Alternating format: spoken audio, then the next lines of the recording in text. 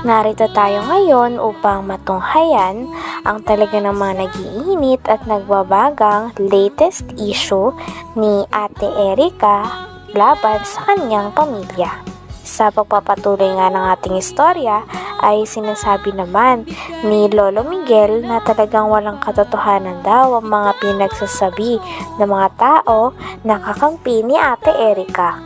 Puro paghahambog lang daw ang mga iyon at talagang walang katotohanan dahil hindi naman sila ganon katulad ng mga sinasabi ng mga bashers nila na mukha daw silang pera, mga gutom na aso at iba pa. Kaya naman galit na galit si Lola Miguel at wala na nga talaga siya sigurong pakialam at hangarin na magkaayos pa sila ni Erica. Tingnan natin. Ganun mo daw para mapagyan natin yung sinasabi nila. So maganda rin yung malaman natin lahat ang pangyayari po. Nandito kami, ating kalinga, para malaman natin ang buong katotohanan bakit kumantong sa ganito na salip na magkaisa yung apo at lolo parang hindi magandang nangyayari. Ano niyo po ang pera kung sira naman ang relasyon sa magulo. Ito ang pinakamayaman sa buong mundo. Kung sira naman ang relasyon, wala din silbi po yun. Ang mahalaga po yung magandang samahan. So, yung mga sinabi pa nila, hindi totoo pala. Naghahambog lang. Susungaling. Saling yung imitoris niya, butog yun? Si Torres, Torres. Torres. Inilahad pa nga ng tita ni Ate Erica na napakarami daw bagay ang binili ni Sir Jun A. o ng negosyanteng mayaman para kay Ate Erica at sa kanyang mga pamilya. Binilan nga siya nito ng lote, ng bahay, pati na rin ng NMAX at tricycle. Ayon naman kay Lolo Miguel ay sinabi daw ni Sir Jun A na ang tricycle na yon ay pang pamilya. Ngunit ang nangyari ay kinuha daw ito ng ate ni Erica na si Sheila May kasama ang kanyang asawa. At hindi nga din ito nagagamit ng buong pamilya ni Ate Erica dahil ang mga pinamigay at tinulong ni Sir Jun A para kay Ate Erica ay talagang tinatago ng ate niya na si Sheila May.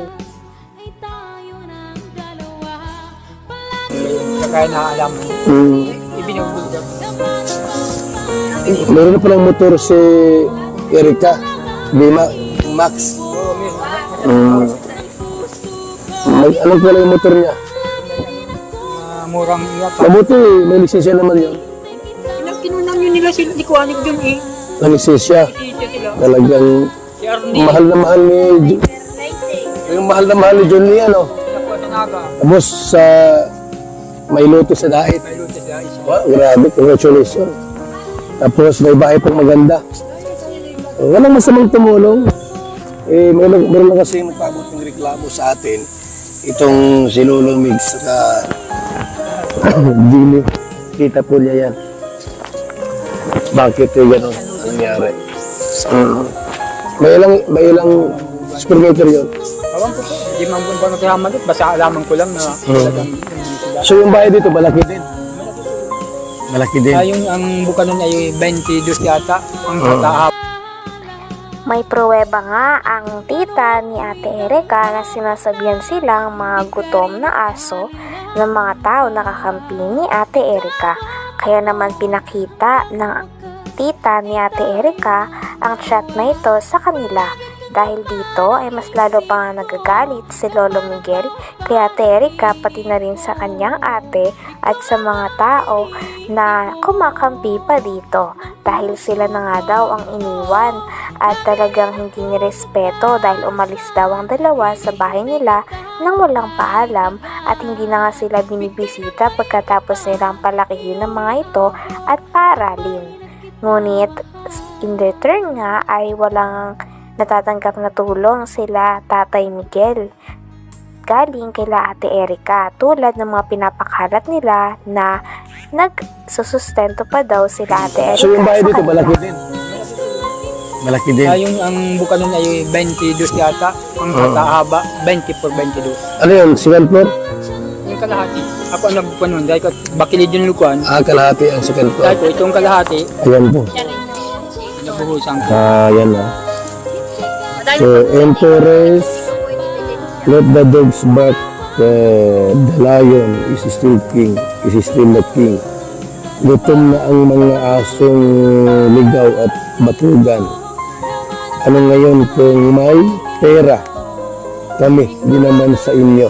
Iyon. Meron pa po dyan. Mga nagpaparinig kayo ha? Hindi maganda yan. Ano pa rito? Ha? Hindi maganda yan yung ganung mga salita. Na matanda na ito eh. Tapos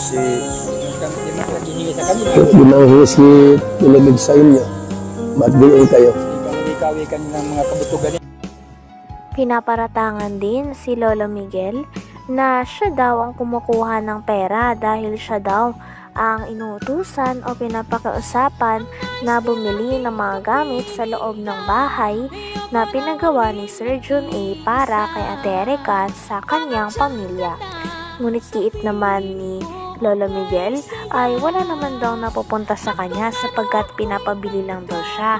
At kapag pinabili daw siya ng gamit ay binibili niya naman daw talaga ng walang labis at walang kulang.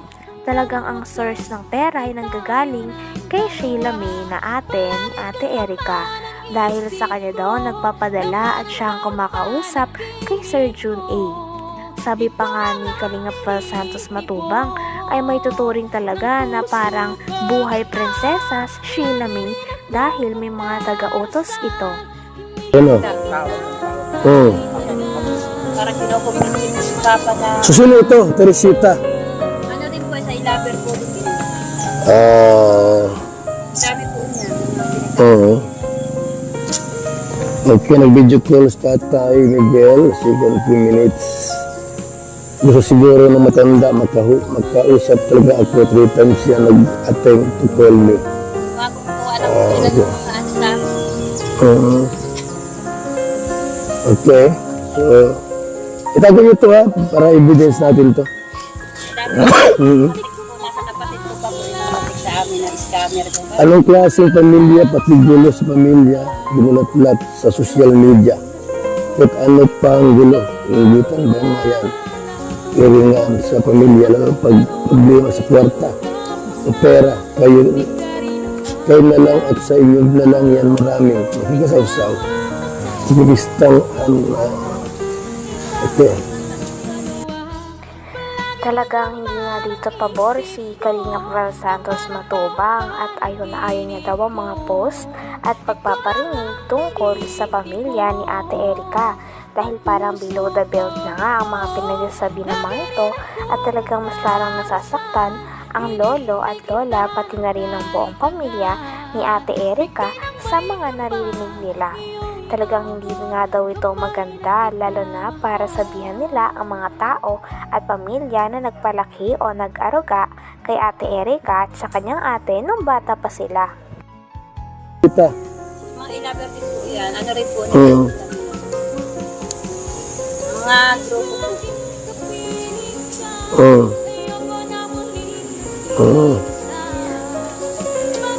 Okay, so may mga hindi magandang salita, no? Hindi naman ko po ini-erase. Para po may patunay po ako na talagang kaya po ako nag-video dahil nasasaktan din po ako sa mga sinasabi nila.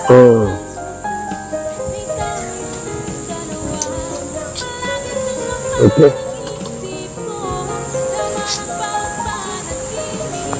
Ang ano po, siya lang sisigaw at reklamo. Hindi daw karapatan ni Erica na kaya itulungan, hindi na lulo. Saan sila nagtaka? Pwede naman po sa amin, hindi naman po. Mapa sa amin. Hindi ako nang tatanong, kaya lang, ang hihinapit ko dun. Bakit saan sila naglaki? Mapa sa amin sa 1 taon pa lang kalahati. Kasi sila may...